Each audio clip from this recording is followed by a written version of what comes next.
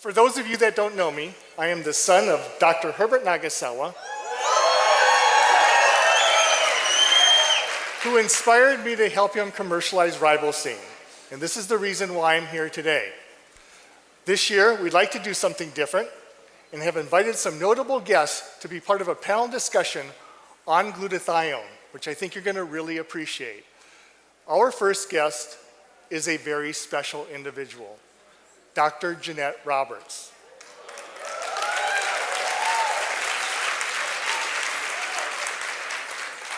Dr. Roberts received her PhD in medicinal chemistry at the University of Minnesota, and her thesis to get her PhD was on D-ribosylcysteine, or Riboceine.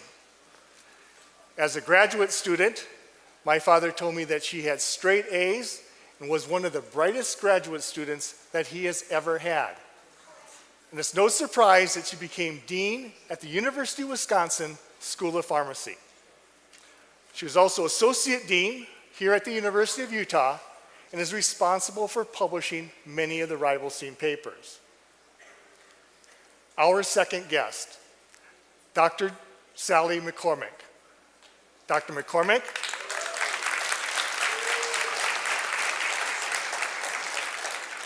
Dr. McCormick is an associate professor of biochemistry at the University of Otago. And she comes here all the way from New Zealand to attend this event.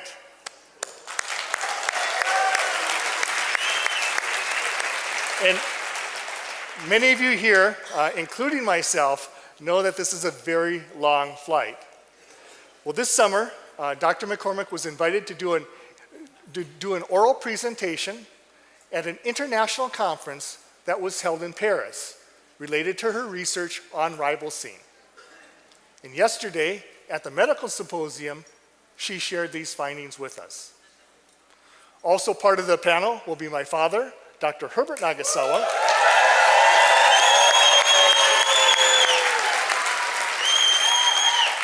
and of course, Scott Momey. So please provide a warm welcome to our panel guests, Dr. Jeanette Roberts, Dr. Sally McCormick, Dr. Herbert Nagasawa, and Scott Momey.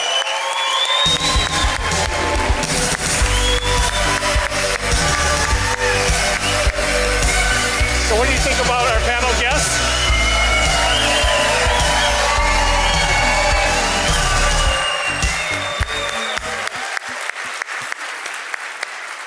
Well, let's go ahead and get started.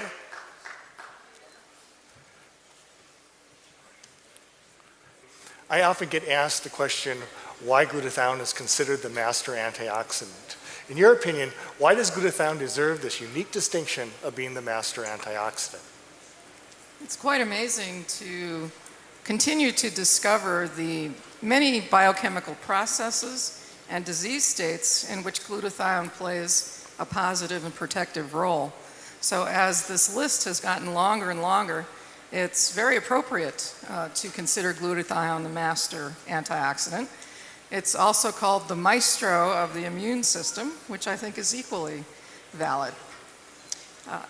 The connection to the Riboceine technology is important, of course. Glutathione itself is a simple tripeptide, meaning it's composed of 3 amino acids, with the cysteine molecule being the workhorse of glutathione.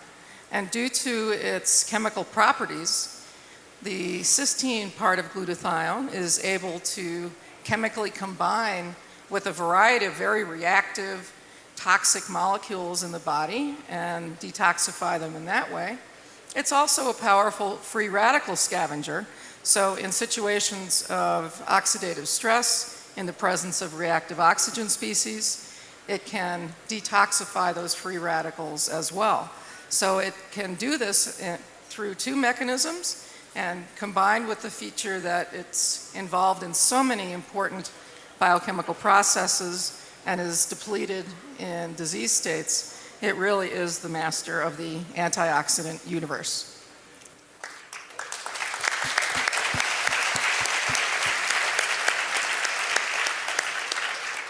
Dad, a question for you.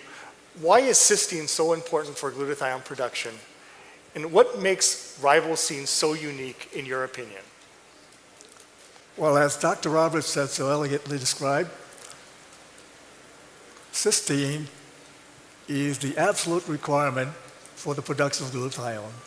The problem with cysteine in the body is that the cysteine concentration in cells are kept at a very extreme level, low, very low level, whereas the other two amino acids, glutamic acid and glycine, have ordinary levels. Therefore, cysteine absolutely has to be there in order for glutathione to be produced. And this is why we call cysteine the rate-limiting amino acid for the biosynthesis of glutathione. Now, this is why we target cysteine and try to get cysteine into the body in bioavailable form. Because one cannot just take cysteine itself, the molecule cysteine itself, because that cysteine is not bioavailable. Now, there are now two bioavailable cysteines. One is N-acetylcysteine, NAC, as you know well know about that, and a second one called ribocysteine, or Riboceine for short. And these are the two now bioavailable cysteine molecules, and the second one, Riboceine, is a more modern version of the first. Now, why is Riboceine so different? Well, as Dr. Roberts said, it was designed that way. It was not an accidental discovery. It took many, many years to discover it, to get to that stage, and many pitfalls, pitfalls. We had many obstacles. Finally, we did actually synthesize the molecule and show that it was a good molecule. The reason why ribosine is so unique is that it is not cysteine itself. If this is cysteine here, molecule of cysteine here, and this thumb here represents the sulfhydryl group, or the SH group of cysteine that she said was very important in terms of glutathione trapping free radicals, etc. What we have done is take that sulfhydryl group on here, SH group on there, and covered it up with a molecule, another molecule, and that other molecule is ribose. Now, the beauty of using ribose as a cover-up molecule is that ribose is already in your body. You get it from glucose. It's a metabolized glucose. So the ribose condenses with the sulfhydryl group of cysteine. In the process, water is lost, and then you have a new molecule called ribocysteine. Entirely new molecule. It's no longer cysteine, but a new molecule called ribocysteine, and ribosine for short. Now, when you have this molecule, now you have cysteine stabilized, and you can take it orally, goes into the stomach, which is very acid, perfectly stable, and travels through the intestine into the organ, and then gets into the cell. Now, once in the cell, this molecule ribosine spontaneously and non-enzymatically and slowly releases cysteine by a process known as rehydration or hydrolysis. Water enters the system again, this molecule again, and then breaks it apart, and you have cysteine now inside the cell as well as ribose inside the cell. So what we have is a very unique molecule, ribocysteine, that you can take orally and get traversed system and get delivered to the cell. So this is why ribosine is such a unique molecule. Now I hope that you've now understood.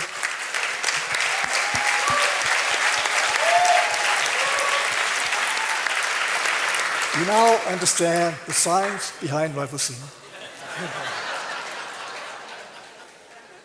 Dad, early on, you told me you wanted to see ribosine available throughout the world. What was your reason for that?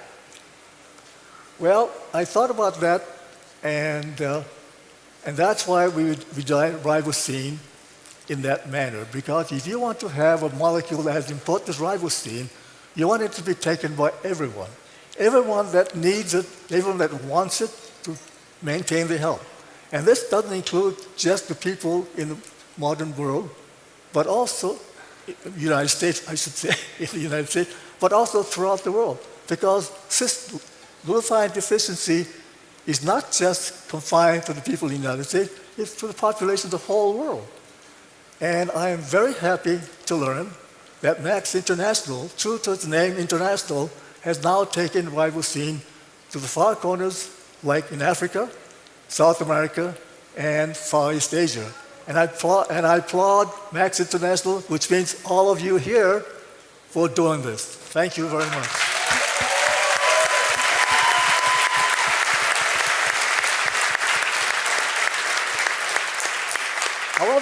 However, I have another wish, and this is a vision of sorts. I would like to see Max International as a corporate policy. As a corporate policy ingrained in the concrete, to take a small fraction of the total production of Riboceine and set it aside and then offer it, donate it without charge to the very, very poor in the less developed countries.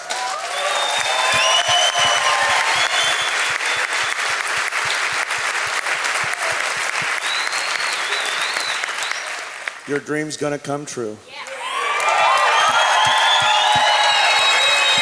I got permission from our CEO to open my mouth, and we will take and donate where we are able to in the countries that we can legally do it in. We will start making those donations this year. Because of you. If it wasn't for what you do with your teams, there would be nothing to give.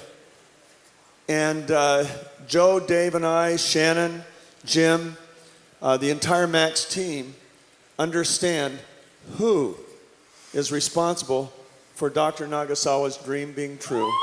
And we are so grateful to you. And I'm on this stage for the very first time. I've never shared a stage with any of these people, but they're my heroes. Well, Dr. McCormick, yesterday you had an opportunity to speak at the medical symposium regarding your research on Riboceine, specifically the importance of glutathione in protecting our cardiovascular system. Can you discuss your research maybe in simpler, less technical language than yesterday? Sure. Is that possible? The audience will appreciate that, I'm sure. So we performed an animal trial on Riboceine, and my lab's interested in atherosclerosis, which is a process that underlies cardiovascular disease, and we're particularly interested in the lipid risk factors for cardiovascular disease. You all heard about the bad cholesterol and the good cholesterol and their role in promoting or protecting against heart disease. We decided to test Riboceine in an animal model. It was a mouse model. It was a model that had been engineered to have a lipid profile that was very much like humans. So mice don't normally get heart disease, and part of the reason for that is they have what we call an HDL, or a good cholesterol lipid profile. But we have a model that's been engineered to have high levels of the bad cholesterol, which is the LDL cholesterol. That's the one that you don't want to be too high when you get your lipid test. And the animals also, besides having high LDL, they also have another lipoprotein, another lipid molecule called lipoprotein a, which is also, like LDL, a very important risk factor for developing heart disease. So we wanted to test the effect of Riboceine on these lipid levels, and we were also interested in looking at the effect of Riboceine on oxidized lipids, which is another risk factor for the development of heart disease. So we got on the phone or the email, and I consulted with Scott about the design of the study, which was very important in terms of the dose that we were going to give the animals and how we were going to give the Riboceine and for how long. And we came up with a design which had us giving the animals 4 milligrams per day for over 8 weeks, for just on 8 weeks. That dose is about 0.16 grams per kilogram. A little bit higher, that's what's in the Max 1 product. And so we undertook this study. We gave the animals the Riboceine in their drinking water. It was funny, when I was doing the study, my students kept asking me, I wonder what it tastes like, you know. And they were wanting to dip into the Riboceine bottle and drink it, mix it up with water and drink it. But I said, no, come on guys, we've got to wait till we've finished and got the results of the study before we do that. And so at 8 weeks, we harvested both the liver and the blood of the animals, and we first looked to see the effect of glutathione.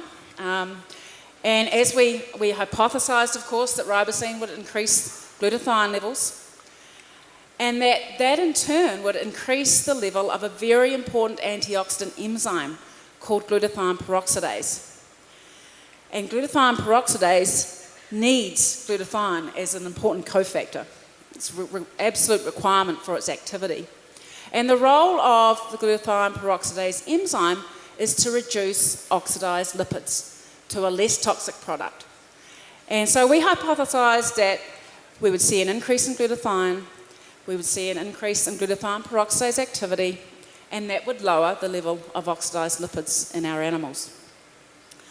Lo and behold, when we looked at the results, we saw an increase in glutathione in both the liver and the blood of the animals.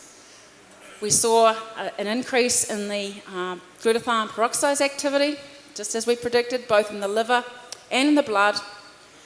And last but not least, we also saw a decrease, quite a significant decrease, in the level of oxidized lipids in both the liver and the blood, and also in the arteries of the animals. We actually looked at the level of oxidized lipids in the arteries. And it's in the arteries where oxidized lipids actually promote the inflammatory events that promote the development of heart disease. So we're really quite excited about those results. We then went on to look at the plasma lipids, and we didn't know what effect ribosine was going to have on the plasma lipids, but we knew that other antioxidants did affect plasma lipids. And to our surprise, we found that ribosine significantly lowered LDL cholesterol, which is the bad cholesterol that's involved in the development of heart disease. We also found that ribosine lowered lipoprotein(a), which is another atherogenic lipoprotein involved in heart disease. And it did this without altering the good cholesterol fraction, which is the HDL fraction. That seemed to be unaltered by ribosine at all. So overall, quite significant results. We've since gone on, actually due to the comments by the reviewers of our papers, to look at the mechanism underlying the LDL cholesterol lowering, and we've got some preliminary data that shows that ribosine actually increases the expression of the LDL receptor, which is a key molecule in lowering LDL cholesterol. It's the receptor that is expressed on all our cells that binds LDL from the blood and takes it up from the bloodstream. And so we think that is the way in which ribosine is working. Wee bit similar to a statin drug, which you guys are probably familiar with, which is a major cholesterol lowering drug. We've still got a little bit of work to look at the mechanism, but that's our findings so far. We're really quite excited about what we've found. Of course, this is in mice, and we need to look at it in humans to really prove that what's going on, but that's what we Thank you for that very simple review. Dr. Roberts, do you have any final comments before we conclude? Well, it's amazing to think that 30 plus years ago, this work started under the direction of Dr. Nagasawa, and that it can take that long to accumulate the appropriate evidence, generate the appropriate manuscripts and collaborations. And I think it's simply a lesson in perseverance, if nothing else. But I have to tell you how deeply moved I am by where ribosine is at this moment, due to the work of Max International, all of you, Scott and Scott, all the scientists around the world that are looking at its beneficial effects, and of course, to my mentor and colleague, Herb Nagasawa, for the opportunity to work on this project. Thank you. Dad, do you have any final comments? Yes. I'm very happy. I'm very happy that all of you here, the Associates of Max International, actually has now met the people here who actually did the work and are doing Dr. Roberts did a lot of work on ribosine, and now Sally's taken over and doing even more important things on ribosine. I'm happy that you're now able to meet them.